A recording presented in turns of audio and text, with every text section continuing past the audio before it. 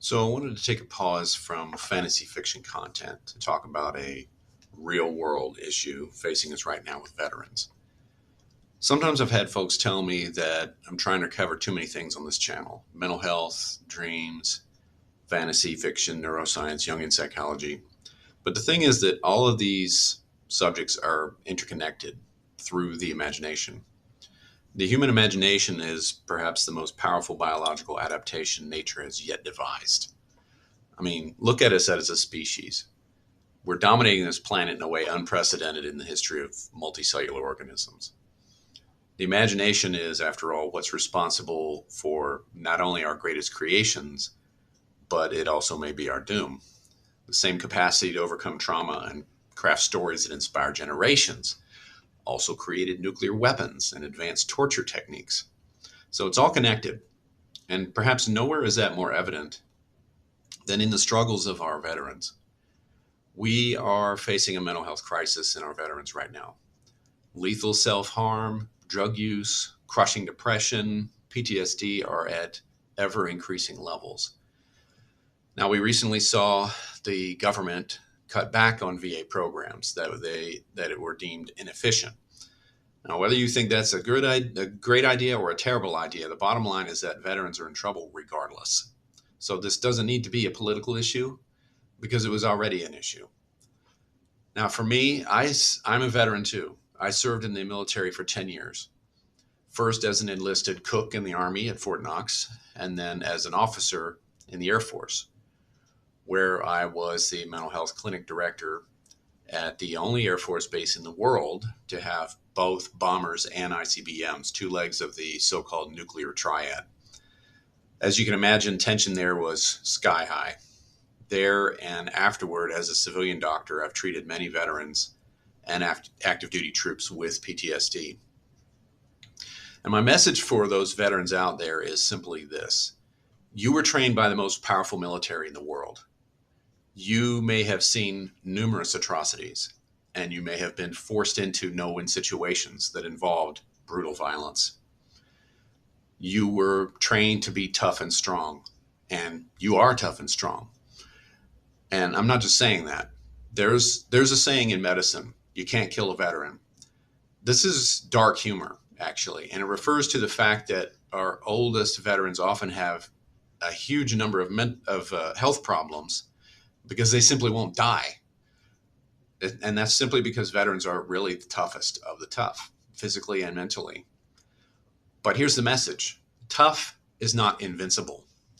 And the problem with being the strongest man or woman around is that nobody ever asks you if you need help, if you need support, if you need a break, maybe just a breather. I've seen veterans carry trauma and moral injury for decades, simply enduring horrific psychological wounds for years, pushing through it by sheer force of will.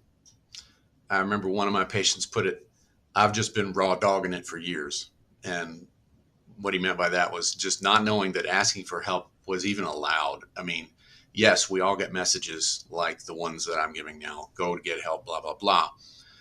But there's a strong ethos of people that participate in this kind of lifestyle, being a veteran, being in the military. And that is, you have to be tough. You have to be strong. Weakness, it's not allowed. Now, to a degree, that's necessary. And, right or wrong, that's the way we've got to be if we're going to have an effective military. You've got to be tough. You've got to be strong. But consider this. I remember one veteran who he was a multiple combat encountered veteran who told me that he'd survived hundreds of ambushes and shellings, had multiple medals of valor, and the scariest thing he did, in his opinion, was to come and ask me for help for his PTSD symptoms. I mean, just think about that for a second. That's pretty telling. And here's the problem, and this is where the imagination becomes a mighty sword that unfortunately cuts both ways.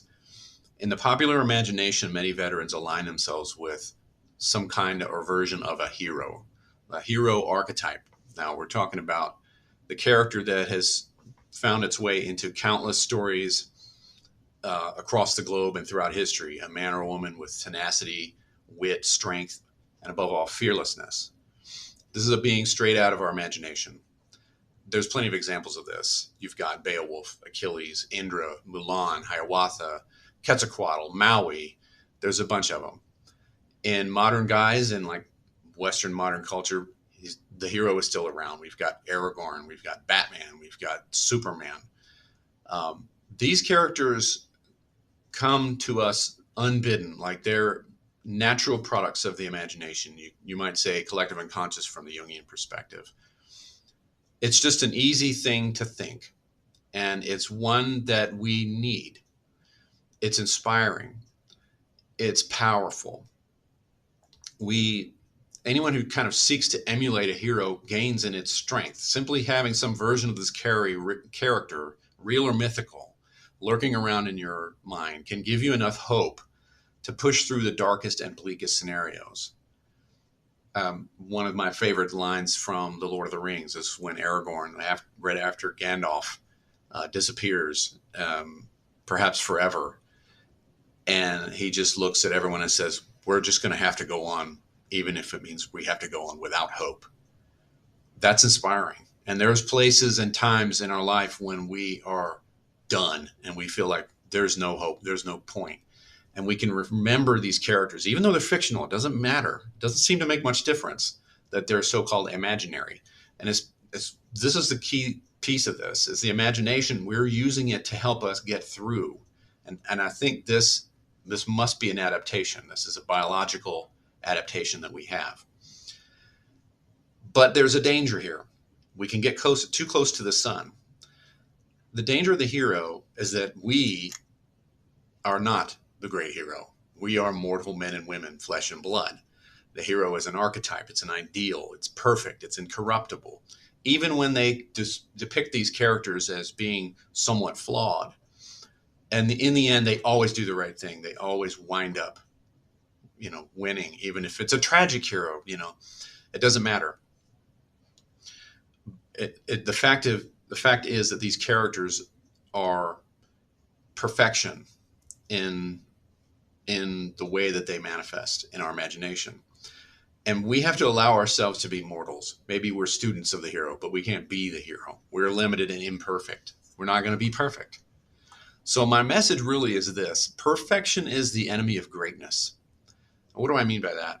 What I mean is that perfection is impossible. That's why it's the enemy of greatness. Greatness is possible, but we have to allow for imperfection if we're going to achieve that. You are allowed to ask for help. And in my opinion, who's more deserving, really? My God, you've earned it, really. I mean, think of this. Even Superman, as ridiculous as he is, has a fortress of solitude. And I think there's a really good reason for that. And it's just a symbolic way of reflecting the fact that everyone is allowed to ask for help, no matter what is asked of them by their society, by their country, by their own code. And it means you deserve a chance to heal and feel human again. You deserve a chance to feel alive again. Those of you that's struggling with this, you know what I mean by that. You know what I'm talking about here. I don't need to elaborate on you are allowed to feel alive again. You carry the heaviest burden society has asked of anyone, and you often receive no substantial reward for it. In fact, sometimes you're cast aside. Is that right? No, it's not right, but that's what happens sometimes. But you know what's interesting is that many of the folks that have been through this, and you're not doing it for money. You're not doing it for status. You're not doing it for any of that bullshit. You're doing it because it's right. And many of you think that you didn't do it right. You're doing what you do, or you did what you did because it was the right thing to do at the time. And the fact that this causes you pain means that you care. This is my problem with modern fantasy's obsession with so-called morally gray characters and heroes. I'm going to talk about that issue elsewhere, but the short version of this is, while that morally gray heroes are kind of all the rage right now, but I really never see this much in my practice. The veterans struggling with severe PTSD and depression are suffering in part because they're not morally gray. They're striving for the highest standard, so high, in fact, that they can't reasonably attain it, nor can anybody really. But because imperfection is not allowed, it plunges them into despair and self-hatred. So now you could argue that a morally gray character is more realistic and all that kind of thing. And I think that's debatable in terms of what causes this kind of suffering. But I'll leave that for another video. My own fantasy novel, King of the Forgotten Darkness, is in part about healing from trauma. I use fantastical imagery not to escape from the real world, but more like using it the way dreams do. That is, to use fantastical imagery to show more accurately our inner emotional world. And I really do have a problem with this idea of fantasy fiction, or even any kind of fiction, being an escape. It's not an escape. To say that it is an escape is to deny its fundamental reality. In my opinion, it's more of a return. It's like Superman's fortress. He doesn't go there to escape the world. He goes there to return to his strength, to heal, to regroup and recharge, to feel his soul fill back up from the world's toils. It's not an escape, because this place, this inner world, this place of the eternal and of the heroic and of even the divine is the most real that the world gets. It's the best kinds of therapy and treatment foster this kind of a return to your fortress, your inner strength, your castle in the clouds. And so I think that's what people are really doing when they say they're escaping into their favorite fantasy. The problem with that is that it means that you're denying that it has any sort of reality to it, when in fact it must, or else why would you do this? So we need to go back. We need to go to this place of re-strengthening and regrouping and integration in order to be able to go back out there into the grunt and the sweat of daily living, renewed, re-strengthened, as students of the hero maybe, but as mere mortals. We will go out there, we will do our best, we'll be proud to do that. And if we mess up, we do the best we can to repair it, and we keep moving. As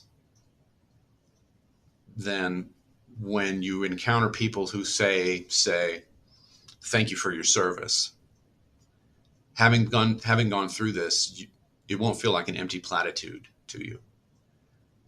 Again, you all know what I mean. No, instead you'll feel it yourself, because that's really what matters. It's not so much whether or not some random person comes and said that. And it's a nice sentiment. And I do appreciate that people do that now, whereas in the past they didn't. But in the end, it doesn't land or doesn't really help if you don't feel that thankfulness yourself. And you deserve to. See you guys next time.